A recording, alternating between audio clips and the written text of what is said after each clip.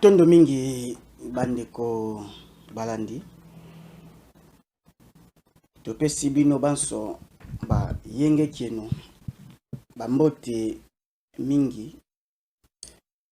na kopesa biso ngonga ko kabola maye tata mokeli aza koluka kolamusa bana balene balongo na pongi nde tata mokeli akoponaka kaka moko kati na bino pamba te loposo oyo aza na pasi makasi koleka za bongo loposo moindo toza koluka balolenge nyonso tobima na mutambu ya l'Occident na pasi oyo eyingelisa biso toyingela uta yambo ya koyamba Kadia Mpemba tobanzaki kozala na ba intellectuel ba diplômé mukie ya na base ya échec ya Afrique mais tozu ba diplôme mingi penza koleka moto munda komiti na niveau ya kotangisa na ba institut supérieur ba université ya loposo pembe l'homme no atangisi lelo apesi ba cours na ba université wana ba institut wana institut supérieur wana mais tokoki kaka te ko transformer ko développer mboka na biso continent na biso Afrique et base eza nini yambo ya maso moka kozwa longoni na tata mokeli bonga likolo na se molimo ya yambo leki milimo banso na bokasi pe na nguya wapi oyo atalaki pasi koleka na biso baindo nde akanisaki mokolo moko kotindela biso ilombe mobali koyi mobali longengwa baindo fumu kimbangu wapi oyo ayaki na message divine ayaki na programme ya sortie ya kobima na pasi oyo toza nango nde mfumu kimbangu dia ntongunwa wapi oyo na emoneli na ye alobaki nyonso otomona lelo andimi pasi na musuni na ye na nzoto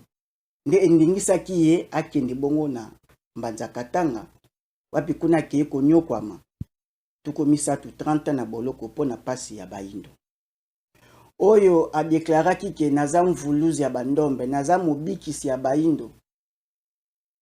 ndenge nini lelo bakemiti baya ko remettre en cause que Sauveur te azalaka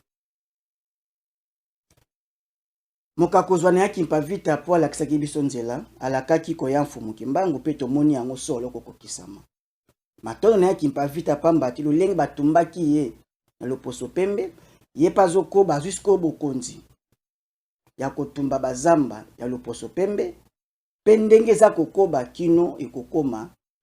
kotumba banzoto ya bangunya oyo batumbaki ya kimpa vita kasi pasi na matoi mangongi ya baindo babuka kikoni oyo bazomona ete basaliene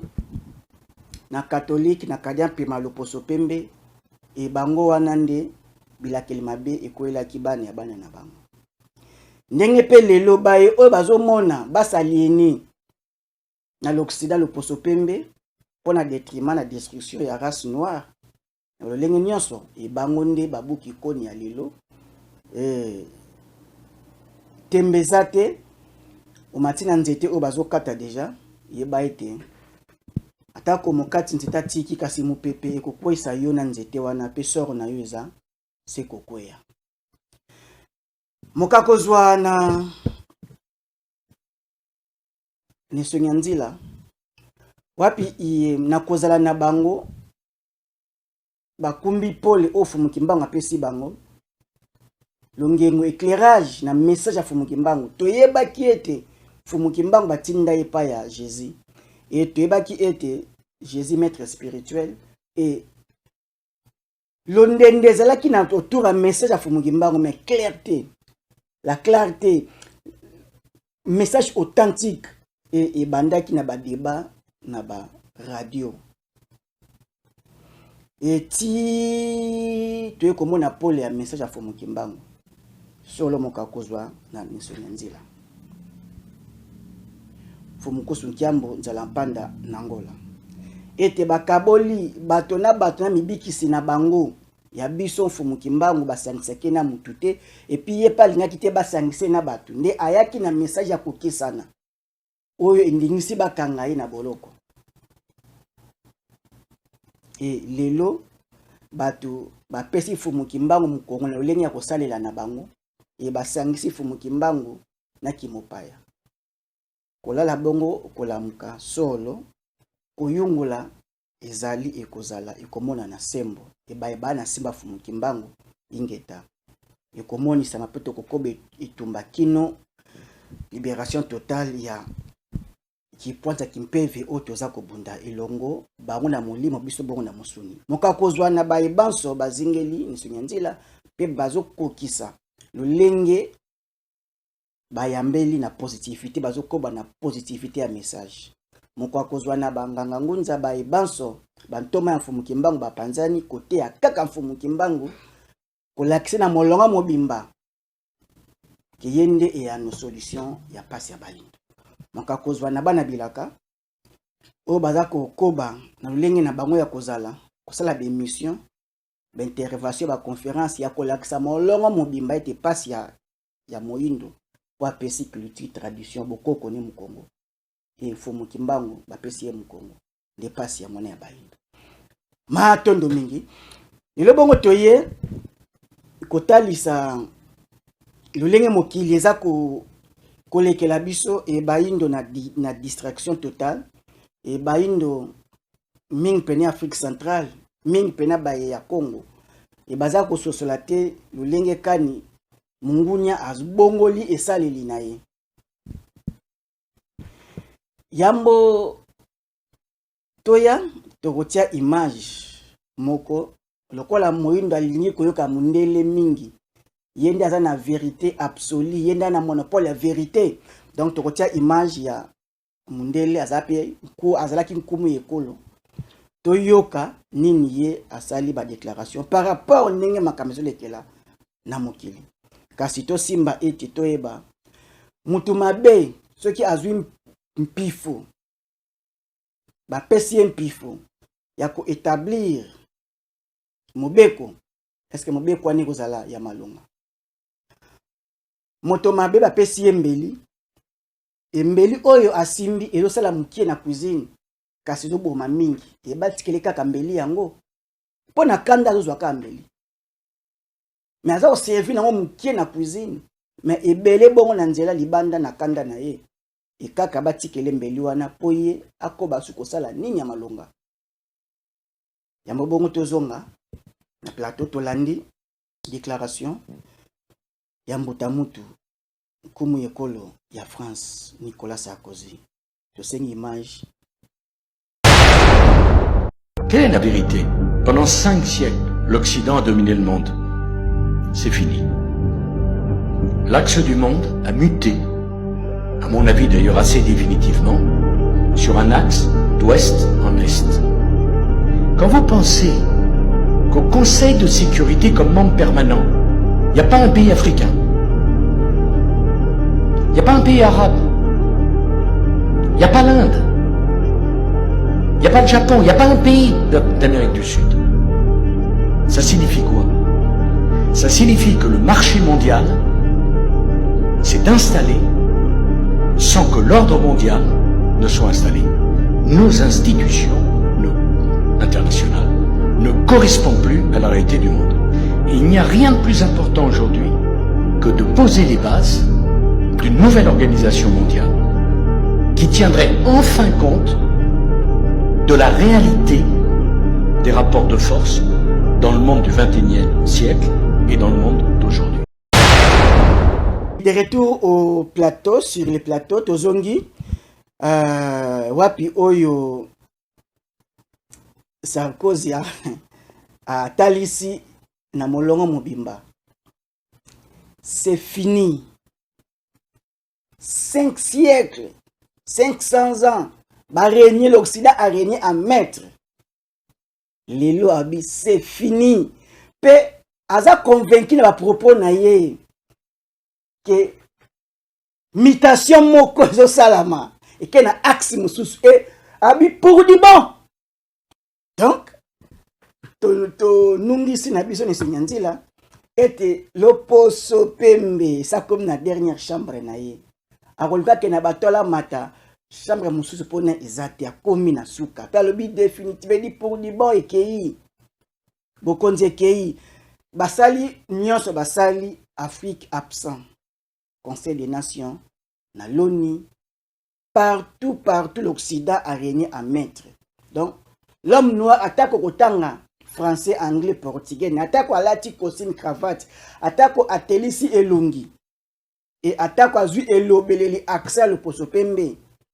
et atikalité pe batikalité ko matisa ye lulengi moko na bango akafandi pe na kit n'égalité te na bango. Donc gagnant gagnant ikozala te gagnant perdant gagnant parce que Afrique tina lelo azaka kana bas de l'échelle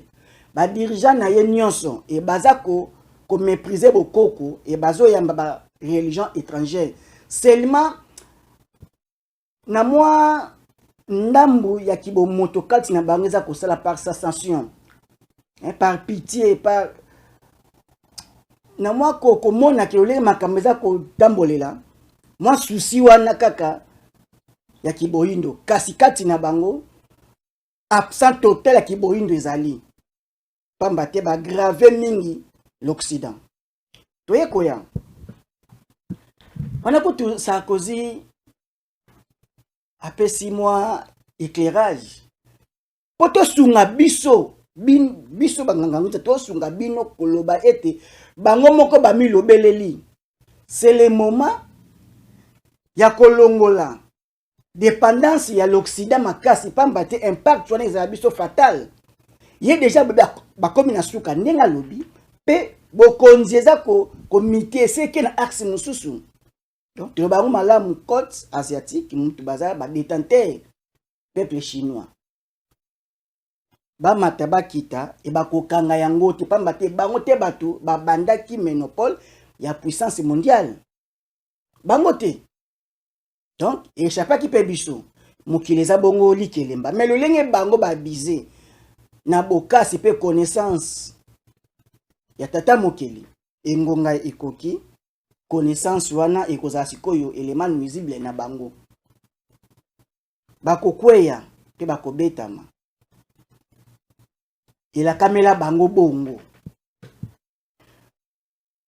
déjà ndenge toza kokende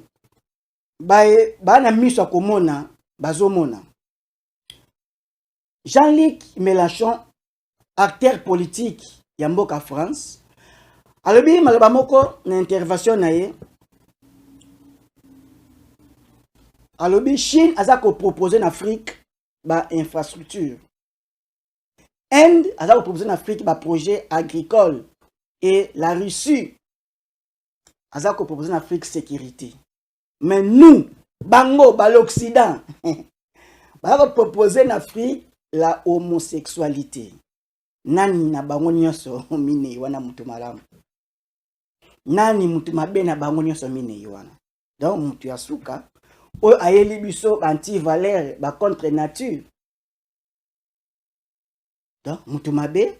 c'est mutu Occident le poso pembe ye alingi to imiter homosexualité na ye mais akoki te kozwa ba homme de science na biso ba scientifique na biso kola kisa bango ko transférer connaissance technologique connaissance ya kokela apesi biso yango te abombi yango ekomi kutu occulte pe di connaissance moko caché ba longola ngo na ba programme scolaire ok ezalaki kotangama lokola bayindo ba franchir limite ya éducation ba tangi na ba niveau bazo continuer kotanga ba longoli programme mobimba et ezongi na occultisme ezongi ya kobatama. Donc ba programme mususu etangama na ba loge na ba temple yo ozana accès wana te et moyindo atangi physique aboko tanga spirituel komoni. Donc batiki bana ba faible na ba écriture mais molimo écriture l'esprit vivifiant nde babombi. L'Occident est pas tokomi ayebi yango et azobanga ko livrer guerre ye moko boye na poisa parce que ana des avantages. Et ana peuple moko ta consultaka bonzambe na bango lokola l'Occident azobanga akoluka ba forme ya négociation lokola akoboya ko la réparation na peuple oyo apia aservaki ye asensé po amata l'homme noir akoboya pamba te bana miongo makasi koleka soki lelo Afrique eza ndenge eza lelo base nango c'est l'Occident soki bandaminiser ba dommage intérêt to calculer perte o ba pesa Afrique reta ba pesa Afrique ba vie perdue ba milimo zo bunga nako ba rejoindre kaka Europe États-Unis nombre de personnes oyo mandoki na bango zo boma donc facture ezala extrêmement lourde donc ça grave ça nene colossal ba kokate ko futa ba kokate ko futa alors au sopaki pétrole batu sopaki mafuta batu ko futa kaka mlenya mafuta la quantité yo osopelaki donc bido 5 litres mafuta na biso ambido sopaki yela biso ka bido ya 5 litres mafuta na biso e makila wana sopi colonisation, la traite négrière, vente d'hommes, tina lelo néocolonialisme. Donc l'Occident a une lourde charge ya makila baindo. Ils ont pesé na mitu na bango. Et il faut égalité ezala, justice tata mokeli équitable. Nezo sambisa bango eza kolinga ya mutu teza homme politique te homme spirituel mon côté homme scientifique mon côté eza volonté tata ba pungu tulendo. Volonté tata mokeli. Yanza bien pungu. Ya tata bampungu tulendo eza volonté en fumuamba et volonté en fumu kimbangu ekokokisa makaka moyindo akolongwa na pasi o lelo toza nango homosexualité oyo bazo proposer ba pays africain na ba institution déjà ezala parce que bazui ba entreprise nyonso ba société nyonso bango batu baza ba colonel ba dirigeant donc pour comme un certain poste et bâtir lui en aussi la table donc au choix aux autotiques ce qu'on a pas au bâtir na pauvreté bâtir en Afrique ba jeune belé ba se laisser faire aza mobile maza bisexuel veut dire alingi bongo poka na mutuka pour na moi salaire pour à vibrer pour na voyage pour garder kiti pour avoir poste donc na ces ali si connaît bima na poisa mais baza bongo donc ezaleli wana ezaleli ya bato bakomi na suka ndi bakokende na recours wana lelo est-ce que pratique oyo ezosalama na mboka oyo tozali parce que États-Unis aza symbole la puissance na bango ini fa mutu na bango akwei nzoto ekokoya kaka ekola atako munene ya nzoto mais soki mutu akwei azwi lisasi azwi mbeba kokoso nzoto nyonso ekolala barankini nyonso ye atia ba base militaire nyonso ye asala atia et ayeba ke un jour makambo ekokoma ekoya lelo pratique ezoleka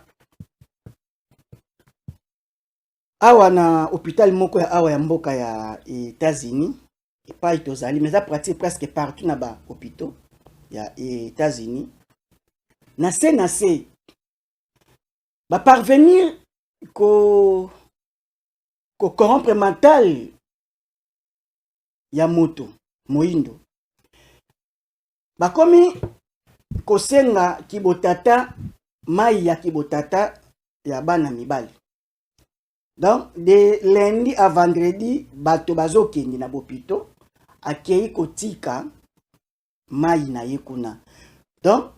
bazo considérer yango lokola 8 heures de temps de travail. Si vous avez de lundi à vendredi, vous avez 40 heures, vous payez sur $2,500. Donc, c'est un kangonda aujourd'hui. Si vous avez un maïwana, vous avez un spermatozoïde, vous avez un donc, vous avez une destruction même de la famille, vous limite la foyer, la famille, et ensemble. Vous payez 6 mois si la priorité est exorbitante. Donc, il veut dire, et l'équipe m'a cassé. Donc, il y a commis esclave. Na mboka ya loposo pembe pamba te ba loi déjà et limiter mobali quelque part et puis si passe makasi na mwasi donc mwasi na mwana ya mwasi sexe féminin ana priorité ko kosa makambo lenge bande ko be baza ko piriger ba peine na innocence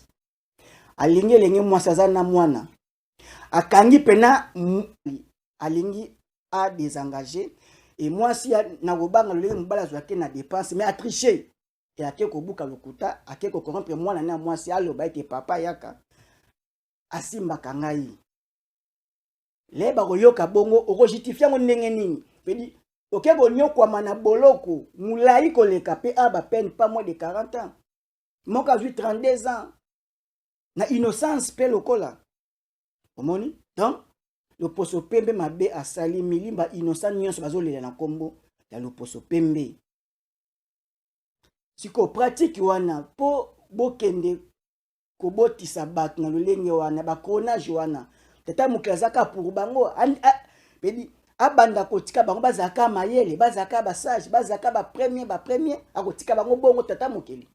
est-ce que tu as pena sûr te le poso pembe bazo lukele mécanisme ya destruction na ye yango nyoso ozo savait bazo luka soki aluka négociation azo luka atia na se bazo luka ndenge nini ekopela kaka moto ndenge nini conflit akoyoka na kaka te mama moko lisusu mama na biso agi moi ekei jeune mama aye moko États-Unis ye moko Congo pasi makolo pasi mitu pasi ala ko kende hôpital médecin abengi rendez-vous a proposé atie interprète ayebisi bon ba mitu pasi Congo pasi no oyo ezaka manki ya mobali abisel nazana mobali tembani ngana bana batika na Afrique na oza soki nazui na gagner exil nanga na bengisi bango déjà 6e 7e année yango ba benga piété iloko te. Alors babisi eluka mobali mbali miso baza aya batu pina age nanga luka so mobali na ozila kaka papa bana na bana baya babinete boyo zaka na pasi meto proposer yo na mutaza ko interpréter na ye mkolo likambo ndenge baganga na telefone lokola likambo babi bon tozo peso mboa pomboa akokisa posa kuta sala kakoleka mutu est-ce que vous imaginer pedi mutu pena docteur médecin o atangeli moralité zali makambo to ezali anglais abotami nango mais azo parvenir ko proposer mboa alala na mutu o po mi Congo passe mutu passe no si la vaser moi est-ce que baza sou batu normal o to linga to imiter to immigrer bamboka na bango veli to teka l'homme noir aza prêt kosala nyonso po kaka à atteindre États-Unis Europe lelo na ambassade na bango bana ba conférence ya ba homosexualité awa donc ce kaka on remplit formulaire aucun ambassade mobali komisi mwasi interview na yo sini ba pesio visa donc ils ont changé ma forme donc veli yo déjà koko zong lokola maseki omi komisa mobali komisi lokola mwasi déjà moli mwana kadia mpema mpevi ya imbi wana eyingi kati na yo donc pasali forme mo lokola bolinga ba visa balingi mboka ya luposo pembe pedi ba pesika priorité faut ozala bongo oza mwasi me komisi lokola mutu mobali prétexte conférence ou que conférence na mikili na bango. Donc l'Occident m'a bien sali ça n'est de trop. Et biso ba eto fandi wana toye ba ete. Toza ko bango mbala mingi. Okokite kokende kotia bomengo na mukili ya mai ya ebale. Pambate eza mukili oyo epesa meli yote. Batu na batu bana mukili na bango. Ba dirigeant boni batika bandaku ba bien après mort na bango. Ils ont peine à l'égalité te au bango baza nango. Donc musala na ye ezali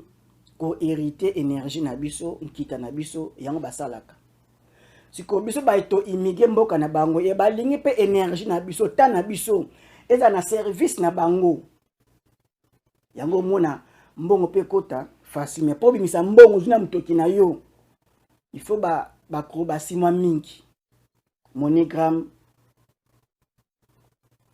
batie limite 5000 kaka. Moni Western Union idem, bango ni toza contrôler. Et baye que ce qu'Afrique a eu monotonie, a eu milef monopole, yan kitana ye moko sa la tane ndenge ye moko azolinga paisiblement tranquillement et abota déjà mayele. Déjà azako ko apprendre na ye moko kaka à distance kaka l'homme noir il est déjà intelligent. A na capacité makasi ko kanga makambile kaba mibwebele. Mais balingi te batie biso ba traumatisme moko veut dire ba éventer yango veut dire ba lukaiza la bongo et batik Afrique na désordre. Batik Afrique mandoki betaka mkonam ko l'insécurité. Voilà l'Occident aza soki nzamba kozala aza nani soki satana akozala ikozala pe nani donc baza représenter physique soki bakozala na oliki ete nzambe fazala pe aza mutu mwindu soki kadia pemba diabolo satan kozala eza certes mutu aina philosophie satanique catholique l'Occident donc catholique aza représentant ya Satan sur la terre kadia pemba luposo pembe certes wana tembeza te eza bongo pa matenyo so ya sali eza ko détruire eza ko bikisa ma mkie mais mine destruction donc technologie de l'Occident n'est que la destruction de l'humanité ce que muto yo suka na yesu kaka a détruit est-ce que eza malamu il faut y na technologie na ye il faut écouler ya moni ba conflit ozo salama et ko mataka kangomba suka nango et bakokende na bibaso oyo bakantiaki eza malonga itokozonga na technologie pure bio ozo bala na loi de la nature ba polluer dans mokili ta chauffement climatique ningi komi à cause ya pressé ya invention de lo ba soutirer pétrole na moyen nyos ba sali pétrole to suki wapi matondo mingi na bandi mokakozwa to ba ete mfumu kimbango motinda mi nzambe pona biso tozomona nzambe te tomona père créateur te tata moke tomona ete tomoni nzambe pona biso to bengela bongo tomoni vedi tozomona mbasi kapita tozomona bakoko na biso na nzela ya mfumu kimbangu po mfumu kimbangu nde a représenter culture tradition na biso donc esengeli bongo moyindo apesa mfumu kimbangu atia ikia mfumu kimbangu andima mfumu kimbangu na mobimbani nyonso pe aluka message authentique ya mfumu kimbangu atika programme mobimba ya lubiko ya biso bayindo et ba dirigeant politique na biso ko ignorer message authentique ya mfumu kimbangu et ça la passe na esika e abota mel bazui responsabilité ya kobimisa message wana na bana baimboka bana bayindo soki christianisme ekotaki na ancien royaume Congo à travers Nzingankou ndenge ba christianiser Afrique nyonso lolenge moko pe libongisi eye lisusu na mboka Congo pamate libongisi wana bolamu wana mfumu kimbangu e atambula na bayindo banso po bayindo babonga pe to bongisa bomo na biso bomo ya mabota na biso pe ya bana pe ekolo pe bongo itande mobimba continent na biso ya Afrique to bongisa yango soki lelo to bandite soki toloni lelo te to espérer te que tokobuka lobby miracle zaina oto loba ya konde miracle fumu kimbangu asongela beto nzila beto bana bandombe matondo